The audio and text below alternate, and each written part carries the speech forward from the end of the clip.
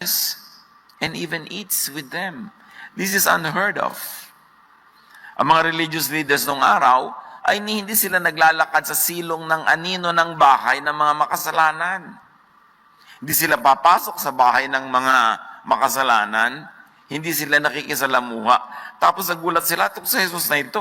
Hindi lang nakikisalamuha, nakikiupo pa sa mesa at nakikisalo sa pagkain, which is the highest form of fellowship. The religious leaders are offended by this acceptance by Jesus. They would never on their own welcome sinners. In fact, the religious leaders would brand and turn sinners into outcasts. Pag natawag kang sinner, outcast ka na, puwera ka na. Daig mo pa isinumpa na may kitongin. Kaya pag sa mga religious leaders na ito ka naniwala at umasa, puwera ka, lugi ka, kawawa ka. Legalistic religion produces and brands so many sinners. Tulad ng ating mga ninuno nang hindi pa yumayakap sa pananampalatayang dinala ng mga Kastila, na iba ang buong buhay nila nung sila'y sumunod sa pananampalatayang ito, naging napakadami nilang kasalanan. Because they were made aware not only of the commandments of God, but the invented commandments of religion. And in the eyes of the ordinary believer and follower, there is no division between God's commands and the commands of the religious leaders. Kaya ang lahat nababrand na makasalanan. Romans 7:8-9, sin came to me because of the command. But without the law, sin has no power. Before I knew the law, I was alive. But when I heard the law's command, sin began to live.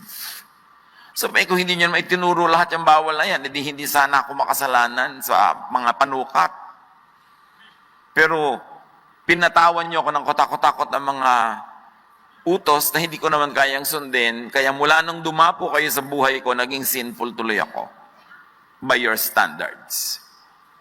At syempre, this kind of religion that is premised on sacrifice and transactional relationship with God, mabuting lagi kang may kasalanan para lagi kang nagbabayad. Para lagi kang nasisingil, guilty ka, madali kang i-manipulate. Yun ang ayaw na ayaw ni Jesus. Yung mapuwera ka sa buhay, mapuwera ka sa ganda ng buhay because you are labeled sinful. Luke 15:3-4, dahil dito, sinabi sa kanila ni Jesus ang talinghagang ito. Kung ang sino man sa inyo ay may 100 tupa at nawala ng isa, anong gagawin niya? Hindi ba't iiwan niya ang 99 sa pastulan at hahanapin ang nawawala hanggang sa ito'y matagpuan? So now, Jesus goes to metaphorical thinking, to parable, talinghaga, to symbolic language. So the sheep is lost by the shepherd. The sheep is lost to the elements, to false shepherds, to predators. Kaya delikado pag yung sheep nawala doon sa iniingatan noong kanyang pastol. So the sheep is lost from safety to danger. Yan ang nangyayari. Pag nawawala ka sa tamang tagapag-alaga, napupunta ka sa mga maninira at sisira sa'yo. Now, the important message in the last part of the parable. God wants to find lost sheep and restore the relationship with the shepherd. Their belongingness in and with the flock. Ang kwento ni Jesus, pagka merong kang 100 tupa at may isang nawala, naligaw, sinadya man niya o hindi, hahanapin niya yon para iligtas siya sa panganib at ibalik siya sa kanyang grupo kung saan siya ay masaya, saan siya ay ligtas. Pag nawala ka, hahanapin ka, ibabalik ka. That is the goal of Jesusness. Sa mga Pharisees, baligtad. Pag nawala ka, at talagang halos sila nang magtaboy sa iyo sa dami ng mga batas na hindi mo naman kayang sundin, hindi ka nila papansinin, lalayuan ka nila. In fact, na-offend sila na si Jesus ay nakikipagniig sa mga tinatawag nilang makasalanan. We must never forget that the sheep get lost because they are forgetful. Because they easily get confused. Because they get attracted to distractions. Like us. Ang totoo, tayo naman yung tinutukoy na tupa, alam nga namang animal husbandry ang topic ni Jesus. Tayo yun. Ang mga tupa talagang madaling maligaw, madaling malibang, madaling malito, madaling mauto. Ang mga tupa, pagka sumuot sila sa butas ng isang pader na pinagtumpok-tumpok lang naman na bato, kaya kumisan may butas sa kalumaan, sila iniingatan sa loob ng bakuran, lalabas sila, hindi na nila makita yung maliit na butas na yung pabalik hanggang makain na sila ng mga wild animals. Hanggang tuluyan na silang mahulog sa mga bangin, mabalian at mamatay sa gutom, kumasadlak sila sa mga bingit-bingit at gilid-gilid at mga libis ng bundok. Kaya yun ang ginawa ni Jesus ng talinghaga. Sa pag-unawa ni Jesus, kung ba't gano'n ang tupa, para na rin sinabi sa ating, sa totoo lang, nauunawaan ko kayo. Kasi kayo itong tupang ito eh. Pero hindi kayo nauunawaan ng mga religious leaders. Hindi kayo nauunawaan ng Religion Inc. Lagi kayong inuusig. At paglalapitan ko pa kayo, na-offend sila. Kasi gusto nila yung makasalanan, laging branded, laging hiwalay, laging puwera. Because it makes them look better. It makes them look superior. It empowers them when they disempower you. Now, the shepherd remembers the reality about sheep. Tulad ng naaalala ng Diyos Ama ang katotohanan tungkol sa ating mga tao. Psalm 103:14, for He knows how we are formed. He remembers that we are dust. Naaalala ni Jesus na gano'n ang tupa, naaalala ng Diyos Ama na gano'n ang tao. Isang bagay na dapat nating maalala tungkol sa ating kapwa at tungkol sa ating sarili. Na huwag natin laging hambalusin ang sarili natin, pasakitan, pahirapan, sobrang usigin, because even God remembers that we are dust. At madalas, mas mahigpit tayo sa ating kapwa, maging sa ating sarili, kaysa sa mahigpit ang Diyos. Kaya marami tayo mga needless burdens, needless cares, needless worries, needless guilt. Kaya ang ginagawa, pag nawawala, hinahanap para pauwiin. Para ibalik. Sino ang mga nawawala sa inyong buhay? Nagkamali, nagkasala, sinadya, hindi sinadya, willfully o dahil lang mababa ang IQ, nagkamali tuloy. Anong ginagawa natin sa kanila? Ipupuwera ng forever? Paparusahan ng forever? O hahanapin para iuwi at ibalik. Yun si Jesus. Dapat ang mga nagsasabing sila'y Kristiyano, sila'y mga tagasunod ni Jesus, ay yun din ang laman ng isip. Jesus is a Savior from broken relationships. Jesus tells us to do His work, so we, brothers and sisters, should also save people, including ourselves, from broken and interrupted relationships. Nagkakamali ang tao. Pagka itatakwil mo forever dahil sa isang pagkakamali, walang matitirang tao sa iyong mundo. At kung lagi mo ring uusigin ang sarili mo, mabubuhay ka sa guilt, sa hirap ng loob, sa sikip ng dibdib, sa pagdadalawang loob, parusa sa sarili ang hinahanap mo, samantalang hindi yun ang gusto ng Diyos para sa iyo. Kung hinahanap natin ang nawawalang kapwa, hanapin din natin ang nawawalang sarili. At ibalik. Yun ang restoration ng Diyos. Luke 15:5-6, sa patuloy ng kwento sa nawawalang tupa. And when he finds it, meaning the lost sheep, he joyfully puts it on his shoulders and goes home. Pinapangko pa, to use an old Tagalog. Binubuhat sa kanyang balikat. Hindi niya sinesermonan, pinapagalitan, hindi niya pinapalupalo, naaawa at bubuhatin pa para madali ang pagbalik. Hindi yung iika-ika na nga, iika-ika ka, buti nga sa'yo, kasi ikaw, nag tayo sa mga nagkamali.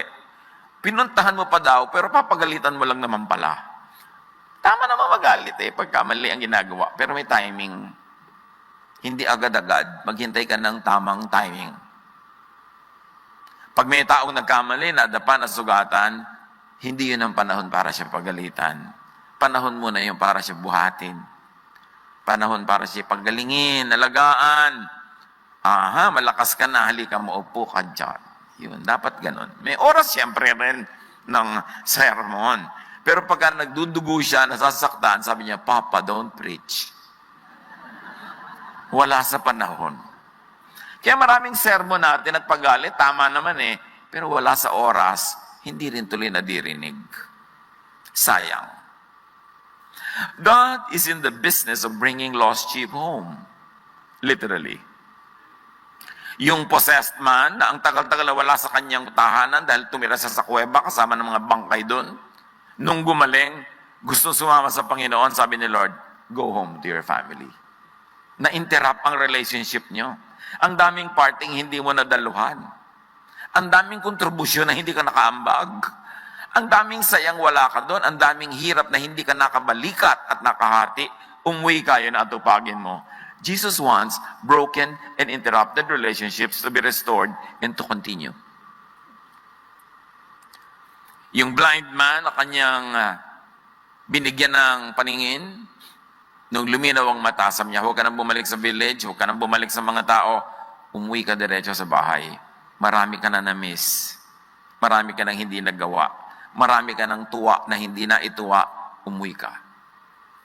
Luke 15:6-7. Pag-uwi, aanyayahan niya ang kanyang mga kaibigan at mga kapitbahay at sasabihin sa kanila, makipagsaya kayo sa akin dahil nakita ko na ang tupa kong nawawala.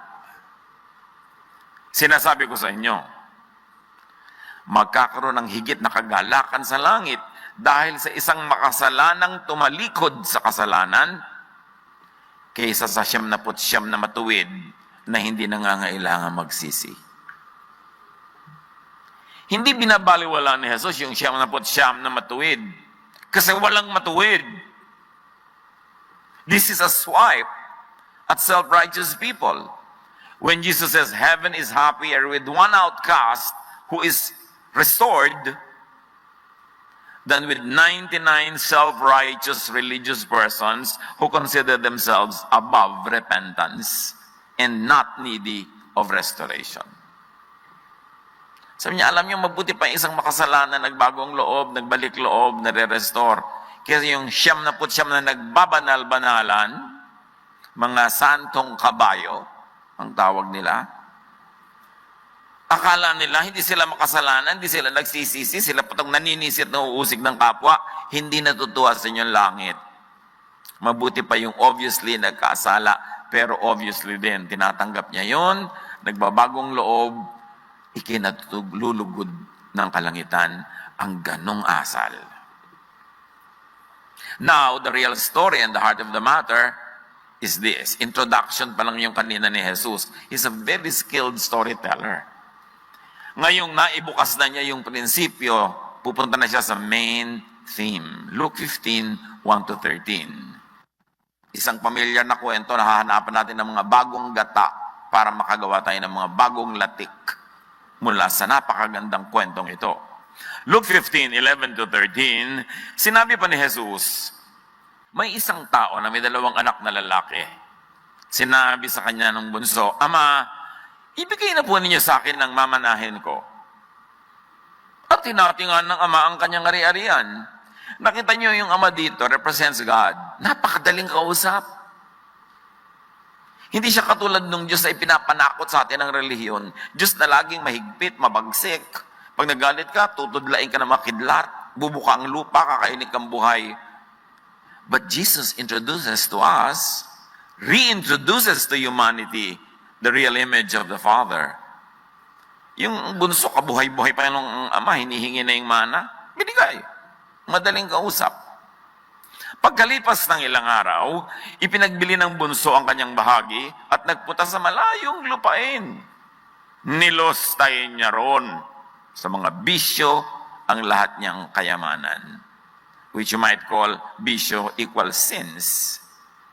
This is what we call the prodigal son, equivalent to the lost sheep in the story.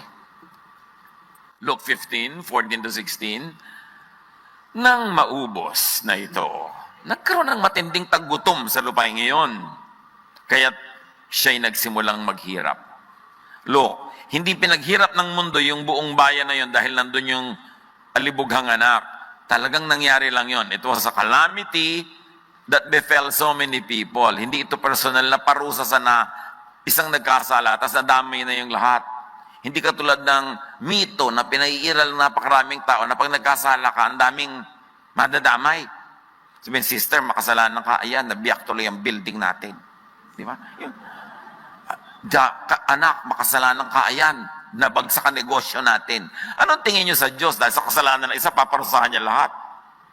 Samantalang, sa panahon nga ni Abraham, sabi, sige, kung may 5, may 10 mabuti dyan sa buong lungsod, hindi na matutuloy ang hatol. Hindi natin kilala ang Diyos. Kailangan makilala natin ang Diyos mula sa pagpapakilala ni Jesus, hindi sa pagpapakilala ng mga Pharisees. Kaya nga ipinadala si Jesus para itama lahat yan. So, nagkaroon ng calamity, nagkataon lang. Namasukan siya sa isang taga roon at siya pinagtrabaho nito sa isang babuyan sa tindi ng kanyang gutom at dahil sa wala namang nabibigay sa kanyang pagkain, halos kainin na niya mga pinagbalatan ng mga bungang kahoy na pinapakain sa mga baboy. Namasukan para, wala namang palang sweldo. Tapos nag-aalaga siya ng mga baboy. Ang pagkain ng mga baboy noon, mga bungang kahoy. Hindi yung mga katulad ngayon, mga plastic, mga Kleenex, palito ng posporo. Hindi ganon. Pero sa sobrang hirap ng buhay, yung baboy ang pinapakain, kanya na lang yung balat. Gumagawa lang siya ng paraan. The sheep, meaning the son, is lost by the father from home to a faraway land, to predators, yung mga kasama niya nagbisyo, na lumustay ng kanyang pera, tapos hindi siya tinulungan ng ubus na, and to a false shepherd. Itong employer niya, na inaalila siya ng todo-todo, hindi naman siya binabayaran, hindi siya pinapakain man lang. Kung sana man lang alilang kanin ka, pwede na Wala man lang. Nothing. This happens to people whose shepherd and teacher is not Jesus, not the Father. This kind of kaapihan, this kind of exploitation, itong pagsasamantalang ito, ay nangyayari kapag ang tao ay sumusunod sa false shepherd. Na malinaw na tinutukoy ni Jesus sa kanyang mga halimbawa, the laws, the teachers of the law and the Pharisees, ang sumusunod sa kanila, lugi. Puro offering, puro sacrificial offering, puro ministry, puro service, tas hindi ka naman na-feed. Wala ka nakakain na spiritual food, tapos panay pang usig sa'yo, lagi ka pang makasalanan, lagi kang idinidiin, at matapos ang paglilingkod mo ng katagal-tagal na panahon, nagkamali ka, sisipain ka, ititiwalag ka. Ito ang katumbas ng employer na pinasukan nitong lalaking ito na mula sa bahay ng kanyang ama na masagana ang buhay, umalis-alis siya, at namasukan, sumunod sa isang walang kakwenta-kwentang shepherd. Luke 15:17 to 20. Ngunit napag-isip-isip niya ang kanyang ginawa at nasabi niya sa sarili, labis-labis ang pagkain ng mga alila ng aking ama, samantalang ako'y namamatay dito sa gutom. Babalik ako sa aking ama at sasabihin ko sa kanya, Ama, nagkasala po ako sa Diyos at sa inyo. Hindi na po ako karapat-dapat na tawaging anak nyo. Ipilang na lamang ninyo ako sa isa sa inyong mga alila. At siya'y nagpasyang umuwi sa kanila. Natauhan. Alam niyo yung gutom, nakakabalik yan ng ulirat. Sa mga nalilibang, yung mga nahihirapan, nagising. Pero sa iba, lalo silang lumulubog pag hindi sila nag-isip. So ito nag-isip. Jesus wants the followers of false shepherds to come to their senses. Matauhan. Kasi ang ganitong sitwasyon patuloy na nangyayari ngayon. Matthew 23:2 and 4, Jesus said, "The Pharisees and the teachers of the law pile heavy burdens on people's shoulders and won't lift a finger to help." Kawawa ang kanilang mga sakop. No, ang anak naman, nag-isip. And the lost son's self-assessment says that he was a sinner. Meron siyang pagkakamali. Meron siyang pagkakasala. And the lost son's self-judgment made him realize that he should no longer be called a son, nor be entitled to a son's privileges and rights. So siya ay umuwi. Ang pakay lang, bumalik sa kanyang ama, hindi lang naman siguro para makakain. Nakapag-isip-isip siya talaga. Natatanda ang kanyang ama, dapat nandun siya, maggabayan niya, maalagaan niya, pero kailangan nandun siya kahit malang status ng katulong. Luke 15:20, malayo pa'y natanaw na siya ng kanyang ama. Ibig sabihin yung ama niya nakatingin dun sa kanyang landas na dinaanan palayo, doon nakatitig, inaabangan siyang bumalik. Kaya malayo pa siya, nakita na. Nakaabang. At dahil sa matinding awa ay patakbo siyang sinalubong, niyakap at hinalikan. Amoy baboy ha. Niyakap, sinalubong, hinalikan. Ito ang equivalent nung tupa na hinanap. Ang pinagkaiba lang na variation sa kwento, itong tupa ang kusang nagbalik.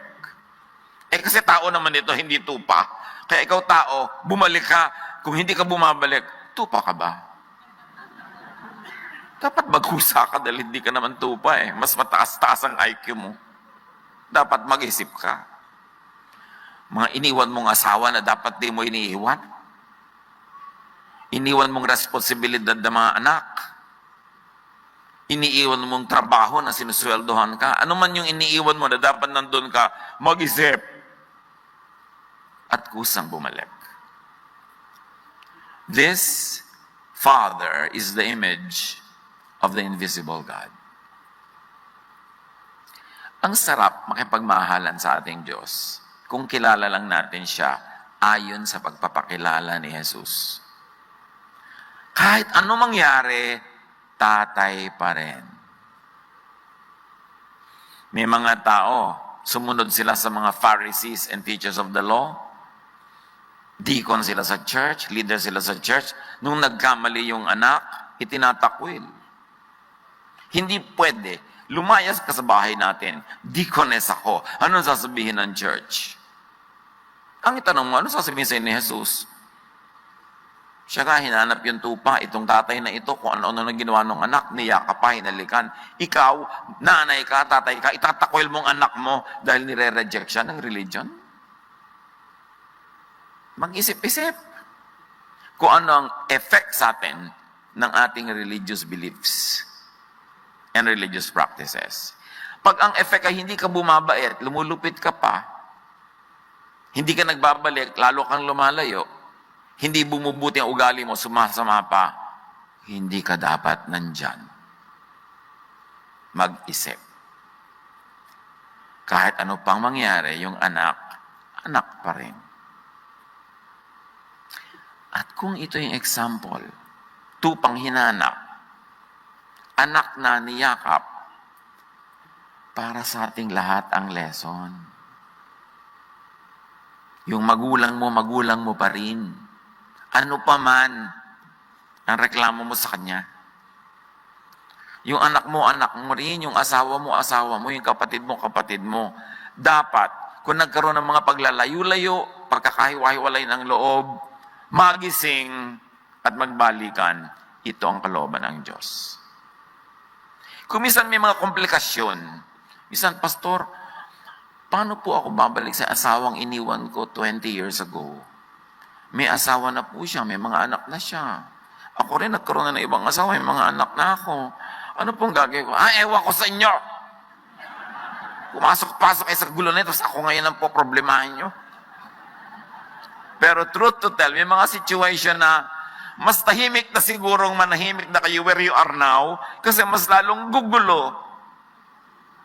So mag-isip kung anong pinakamaganda. Among many choices, alin ba yung best? Pero kung nagkaroon ka na ng iba, tapos siya naghihintay pa rin sa'yo, para si Gabriel, hinihintay niya si Maruha. At kung alam niyo ang kwento, napanood niyo noong 1966. Yung Maruha Susana, hindi yung Maruha iba. Kung siya ay naging matapat at hinihintay-hintay ka pa rin kahit nagkamali ka, dapat mong balikan. Paano po yan? May komplikasyon. Magdusa ka kinomplicate mo ang buhay mo Pay the price, but correct the mistake. Dapat itama. Now, this is the image of the invisible God. Kahit anong mangyari, tatay pa rin, at ang anak, anak pa rin. Tanggap ang anak no matter what. Kayo ba tinatanggap yung anak nyo no matter what? Yung anak ko po, Pastor, mukhang balde. Tita, mukhang drum ka naman. So, magkamag-anak pa rin kayo. So, tanggapin mo na. Huwag ka na mag-inarte dyan, anak mo yan Walang sumbat, walang parusa, walang galit. Mga nawawala, mga nagwawala, uwi na. Sabihin nyo, kasabi nyo, uwi na. Diba? Kailangan umuwi. Kailangan manumbalik sa tama, manumbalik sa dati. Si Jesus hindi lang nagliligtas mula sa impyerno. Although, primary yun. Nagliligtas din siya sa mga taong nawalay sa mga mahal sa buhay na dapat bumalik. Inililigtas niya ang broken relationships. Hindi lang ating kaluluwa mula sa impyerno. Inililigtas niya ang interrupted relationships. Now, Jesus reveals this truth about God. John 1:14, the Word became a human being and lived here with us. From Him, from Jesus, all the kindness and all the truth about God have come down to us. Kaya kay Jesus laging sumunod at makinig. Ang kabaitan ng Diyos ay hindi naharang ng law, ng religion, ng temple, ng tradition. Hindi naharang ng teachers of the law and Pharisees. Hindi naharang ng self-debasement and self-judgment maging nung anak. Ang pinairal, nakita niyo sa kwento, ang pag-ibig ng Ama. In fact, ang naharang ay yung mga katuroang malupit, katuroang mapanghusga ng mga Pharisees pag ginamit ang Jesus filter. Alam niyo sa Jesus filter, papadaanin niyo lahat ng mga katuroan, yung maibigin lamang tulad ng turo ni Jesus ang dapat pairalin at sundin sa buhay. Yung iba ilagay sa library, gawing reference, pero ang dapat ang pinapairal pang araw-araw, katuroan ni Jesus. Sapagkat kung ihahambing niyo ang katuroan ni Jesus sa napakaraming ibang katuroan, madalas, hindi laging agree yung iba. May mga katuroan na ang gusto ikaw maging malupit, ang gusto ikaw yung maging mapagparusa, ang gusto ikaw yung maging mapanumbat, mapaglayo. Pero yung katuroan ni Jesus ang pairalin. Because He is the image of the invisible God. In Him, all the fullness of the deity lives in bodily form. And in him and through him, God revealed his true kindness. Luke 15:21-22. Sinabi ng anak, Ama, nagkasala po ako sa Diyos at sa inyo. Hindi na ako karapat-dapat na tawagin ang anak nyo. Ngunit tinawag ng ama ang kanyang mga alila, dali, kunin ninyo ang pinakamagandang damit at bihisan nyo siya. Suotan nyo siya ng mga singsing at ng sandalyas. Sabi ng ama, anong hindi na anak? Nonsense! Hindi nawala ang pagkaanak. May mas malalim itong sinasabi sa atin. Pastor, pag nagkasala po ba ang Christian, hindi na siya anak ng Diyos? Hindi na siya saved? Nakita niyo sa kwento, anak ka pa rin. Sa katunayan, habang nagkakasala ka, nagdusa ka na eh. Bayad ka na. So, ang anak ka pa rin ng Diyos. Stay secure in your position as a child of God through Jesus. Huwag kayong palito. Dahil lagi tayong nililito. Para lagi tayong matakot. At lagi magduda, mangamba, kung tayo nga ba ay ligtas. Ang inatupag ng Ama, restoration. Not of the status of the Son, but of the mind and the mindset of the Son. Nirestore niya yung anak ka. Kahit ano nangyari, anak ka, so stay that way. At magpakaanak ka, mula ngayon, tumigil ka na maging pasaway. Kasi anak ka eh. Ayusin mo ang buhay mo para magbigay ka ng kasiyahan sa iyong ama o ina, magulang. Luke 15:23, patuloy pa ng ama. Katayin ninyo ang pinatabang guya. So the fattened calf was slaughtered para magkaroon ng handaan. And of course, it is a reflection, a reference to the sacrifice of Jesus. Nung pinatawad niyo yung anak at tinanggap, merong isang tupa, merong isang guya, merong isang calf na nasacrifice. At tayo, sa pagpapatawad ng Ama, dahil sa sacrifice ni Jesus. Kaya huwag nating tatawaran kung eternal ba yung salvation, permanent ba yon? Kasi parang tinatawaran nyo ang halaga ng dugo ni Kristo na isinakripisyo para kapatawarin.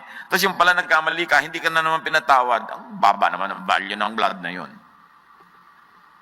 Kaya dapat natin ma-appreciate the permanence of our status as children of God through Jesus.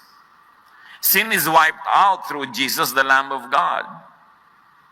At kaya rin nagkaroon ng ganung uri ng pagkatay because nagkaroon ng pagdiriwang, pagsasaya. But it was at the calf's expense. At kaya din tayo nagkakaroon ng pagdiriwang, pagsasaya, it was at Jesus' expense. Salvation is free, but it is not cheap. Kaya pahalagahan niyang status na yan. Na kahit hindi nawawala yung pagkaanak, pangatawanan mo naman para ikalugod ng magulang. Luke 15:23-24. At tayo'y kumain at magdiwang, sabi ng Ama, sapagkat ang anak kong ito ay namatay na. Ngunit siya ay nabuhay. Nawala, ngunit muling natagpuan. At sila nga'y nagdiwang. This is always how heaven is depicted, is shown, is visualized. Isang handaan, isang piging, isang masayang pagsasalo-salo. Kwento ng tupa, kwento ng anak, pareho. Finding the lost, restoration to the home or to the family, and celebration. Now, you know the story. The legalistic brother, the kuya, was angry. He wanted judgment for the lost brother. He would not join the celebration. At maraming katumbas yan ngayon sa mga churches ng Panginoon. Pag may nagkasalang kapatid, ang gusto, parusahan, itiwalag, hambalusin, paluin, ipahiya. This is the equivalent of the teachers of the law and the Pharisees. Make sure that you're on the side of Jesus, not on the other side. Sa attitude mo sa mga nagkakasala, sa tingin mo, sa sukat mo, make sure that you're on the side of the fence with Jesus, with God the Father. To the Father, the overriding issue is return and restoration. Yung iba, discipline. Hindi natin nakita yan sa kwento. Kilala ba natin ang Ama? Dapat mag-self-discipline ka na lang. Tulad nga niya, nag-self-discipline na eh. Hindi na po ako bagay na tumira sa magandang kwarto. Hindi na ako bagay sa bahay. Doon na lang ako sa may servants' quarters. Hindi na ako bagay kumakain sa main dining room. Doon na lang ako kasama ng mga katulong. Nag-self-discipline na siya. Kaya tayo mga nagkakamali, nagkakasala, mag-self-discipline tayo. Kasi yung Ama, hindi naman niya inuutos sa atin na disiplinahin natin yung kapwa natin eh. Ang inuutos sa atin, mahalin natin. Matthew 18:12-14, another version of the same story. Ano sa palagay ninyo ang gagawin ng isang taong may 100 tupa kung nawala ang isa sa mga yon? Hindi ba't iiwan niya ang 99 na nasa bundok upang hanapin ng naligaw? Tandaan ninyo, kapag ito'y kanyang natagpuan, higit niya ang ikagagalak ang isang tupang ito kaysa 99 na hindi naligaw. Or hindi tinatanggap na sila man ay ligaw din. Gayon din naman, hindi ayon sa kalooban ng inyong Ama na nasa langit na mapahamak ang isa sa maliliit na ito. Kung pababayaan niyo ang isang tao, Pastor, meron po isang makasalanan sa Sunday school, itiwalag natin. Lagi po siyang nasa sanlibutan. Sabi niyo, kasi po 10% lang siya sa church, 90% sa sanlibutan. Ititiwalag natin para 100% na siya doon. Yun ang gusto mo? Bakit bang hilig mong manipa at magtiwalag dyan? Dahil hindi bagay sa'yo, sisipain mo, papabayaan mo na. That is not the principle of God. That is not the way of Jesus. John 14:12, pakatandaan nyo, ang nananalig sa akin ay makagagawa ng mga ginagawa ko. At anong ginagawa ni Jesus? Seeking the lost. Restoring the broken. At anong pinapagawa ni Jesus? Mahalin at alagaan ang kanyang mga tupa. John 21:17, pangatlong ulit na tinanong siya ni Jesus, Simon, Pedro, mahal mo ba ako? Nalungkot si Pedro sapagkat 3 beses na siyang tinatanong ng mahal mo ba ako? Kasi 3 beses niyang itinatwa ang Panginoon. Kaya tinanong siya, mahal mo ba ako? Yes, Lord, number 1. O sige, restored ka na mula sa unang mong denial. Mahal mo ba talaga ako? Opo, Lord, number 2. Bigyan mo, tinatanong pa ako, sinabi ko na nga. Pero nire-restore siya the second time kasi meron siyang second denial. Pedro, mahal mo ba ako talaga? Opo, alam niyo naman yun ah. Third, restoration. Complete ang restoration. Kaya siya tinanong, hindi dahil natlilito ang Panginoon. Gustong malaman ni Pedro na, mahal mo ko, lalong mahal kita. Tama na ang dramang bukid. Oo, nalungkot ka, dininay mo ko, pero tapos na yon, move on na. Kaya, sabi niya, feed my sheep. Binigyan niya uli ng ministry. Hindi niya itinakwil. Binigyan niya uli ng gawain kasi sa paggawa lang ni Pedro ng mga gawain ng Panginoon, marami siyang chances na tumuwid, umayos at mag-improve. Pero pag tinanggalan mo na siya ng ganon, ano ang ibibigay mo sa kanyang kinabukasan? At sumagot siya, Panginoon, alam po ninyo ang lahat ng bagay. Alam niyong mahal ko kayo. Sinabi sa kanya ni Jesus, sige na. Kahit 3 beses mo akong dinanay, 3 beses sa kitang tinanong, pakainin mo ang aking mga tupa. Talaga po, restored ako, yes. Beautiful. Ganon ang Panginoon. The Jesus concept of salvation in His teaching is, salvation is saving people from being lost and away from home. Sa mga kwentong ito. Of course, maraming salvation at maraming mukha ang salvation ni Jesus. May salvation from hell. May salvation from many things, but ang pinofocus natin ngayon is salvation from broken and interrupted relationships.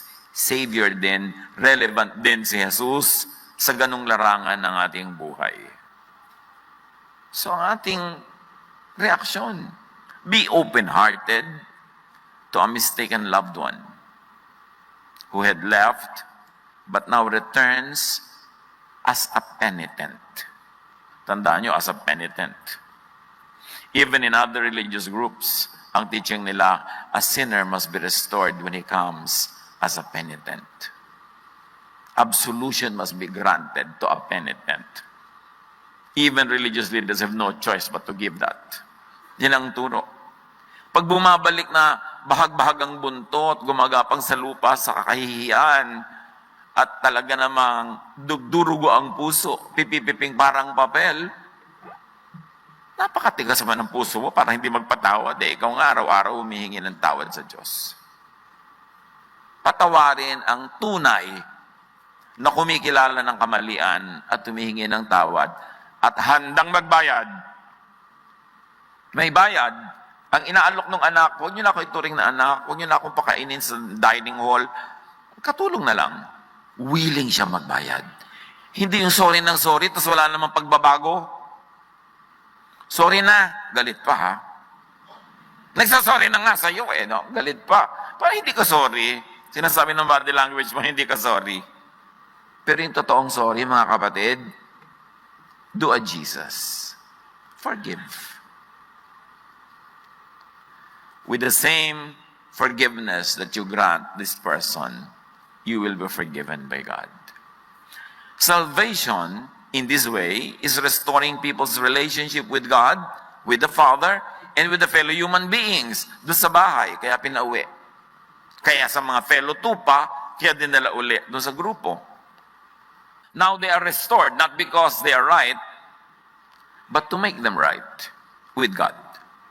Ang restoration ay hindi premyo sa tama na. Ito ay paraan para lalong itama yung kumikilala ng kamalian. Luke 19:10, for the Son of Man came to seek and to save what was lost. Mark 2:17, on hearing this, Jesus said to them, it is not the healthy who need a doctor, but the sick. I have not come to call the righteous, but sinners. So Jesus' salvation is offered to sinners, not the righteous. It is offered to the non-religious, not the religious. Now, pay attention, church. This Jesus doctrine of unconditional acceptance of sinners is unheard of, has no parallel, is unequaled in rabbinic Judaism. Hindi kailanman nadinig ng mga Hudyo ang ganitong katuruan sa tanang buhay nila. Wala itong katumbas. Wala itong katapat. This is uniquely Jesus. At napansin ng mga tao yon. Matthew 7:29, nagturo siya ng may kapangyarihan. Hindi tulad ng mga tagapagturo ng kautusan. At anong kapangyarihan yon? Kapangyarihang nararamdaman, tumatalab, nagpapalaya, dama mo sa puso mo na pinalaya ka. Dama mo sa puso mo na pinagdaan ang iyong dalahin, lumuwag ang iyong hininga, gumanda ang iyong buhay. Kaya sabi nila, Mark 1:27, ang lahat ay namangha. Kaya sila ay nagtanungan sa isa't isa. Paano nangyari yun? Ito isang kakaibang katuruan. Kakaiba. Kung katulad lang tayo ng iba, ay wala tayo kay Jesus kasi si Jesus kakaiba. Inililigtas ni Jesus ang tao mula sa pagkakasangkot sa mga mapang-abuso. Kaya pinakita doon, lumayo ka sa mga umaabuso sa iyo, naglulustay ng mga kabuhayan mo, tapos pag nagkaroon ka na ng problema, iniiwan ka. At lumayo ka sa mga may-ari ng babuyan na yan, na pinagtatrabaho ka, wala ka namang napapala. Ayawan natin ang lahat ng uri ng pang-aabuso sa ating paligid. Jesus sets free and gives rest. Iminulat, iniligtas sa mga tao sa pagkaabuso. At yan din ang dapat natin gawin. Iligtas natin ang mga tao sa pang-aabuso ng iba. This is Christianity in action. This is the best doctrine Palayain mo ang kapwa sa pang-aapi ng iba. Be changed by the renewing and the changing of your mind about God, about sin. At ikaw din, kapatid, huwag paabuso. Hindi ibig sabihin ng Kristiyano nagpapaabuso. Nagpaparaya, nagbibigay, pero alam mo ang hangganan, hindi mo pinapaabuso ang iyong dangal dahil ikaw ay tahanan ng Espiritu ng Diyos. You are the temple of the Holy Spirit, and you've got to teach people to dignify you as a person. Huwag tayong pumayag-payag na ginagawang basahan, kasi Kristiyano ako, walang ganun tinuro si Jesus. Meron siya kumisa tinuturo, sinampal ka sa kanan, ibigay mo pa yung kabila, ibig sabihin, huwag ka nang, sige, bigay mo, mapapagod din yan. Para na lang matahimik ang buhay mo. Yung pinagbubuhat ka na 1 kilo, gawin mo 2 kilo. Ibig sabihin lang, sige na, kung anong kailangan niya, gusto niya siguro sa buhay ngayon, pagbigyan mo, para lang walang gulo. Pero hindi ibig sabihin na lifestyle o pagpapaapi yun. Ano yun? Situational. To save the moment. Noon, ang mission ng relihiyon, ang mission ay to bring people to religion. Di ba? May mga age of missions, age of non-stop evangelism, age of conversion of the planet. But ngayon, merong isang napakagandang hamon. Mission is through and by Jesus, set people free from exclusive, abusive, and oppressive religiosity that binds people instead of sets them free. Na nagpapasungit imbes nagpapabait. May bagong misyon. Ibalik ang mga tao kay Jesus. Inakit ang mga tao sa pangalan ni Jesus, pinapasok sa mga pananampalatayang hindi naman maka-Jesus ang pamamaraan doon sa loob, kailangang ilabas ang mga taong ito at ibalik kay Jesus. In fact, we should put Jesus back to Christianity. Kasi ang konti-konti na ng Jesus sa Christianity, nagsama-sama ng kung ano-ano mga invented teachings, ang ending, judgmentalism, sungit, exclusivity, exclusion of people, self-righteousness. Jesus finds and saves people from broken and interrupted relationships. Importanteng dibdibin natin ang mission na ito. Hindi lang niya, kundi lahat ng mga sumusunod sa Kanya. Ayaw ng Diyos na may puwera. Kaya nakita niyo yung son, he was in a town where he did not belong. Through the guidance of the Spirit, he had the enlightenment to return to where he belonged. Huwag din tayo magpuwera. Baka sa sarili niyong pamilya may mga puwera. Sarili pang anak kumisan. Puwera. Dahil sobra kayo may favoritism. Dapat kung ginawa ng Diyos na isa kayong unit, pamilya kayo, isa kayong kumpanya, isa kayong society, walang puwera. Ayaw ng Diyos na may puwera. Siya man ang may sabi, it is not good for man to be alone. Ayawan natin na may puwera pag may nagpupuwera. It is not good that anybody should be isolated. Ayaw ng Diyos ng ganun. Iligtas ang mga kapwa at ang sarili sa pagkakapuwera. Tulad nitong lalaking ito, puwera siya dahil siya ang lumayas, so iniligtas niya ang kanyang sarili sa pagkakapuwera, siya ang bumalik. Gumawa ka ng paraan para maging katanggap-tanggapan yung pagbabalik. Para maibsan ang mga hindi kailangang mahirap at dusa ng pagkakalayo-layo ng mga taong niloloob ng Diyos na magsama-sama. What do you need to do after hearing all this? What will you do? Panginoon, turuan niyo po kami kung paano kami magre-react sa mga examples na ito ni Jesus na kakaiba.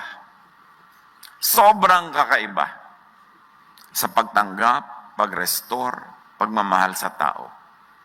Salamat unang-una po dahil kami ang recipient niyan, niyang kakaibang pag-ibig na yan.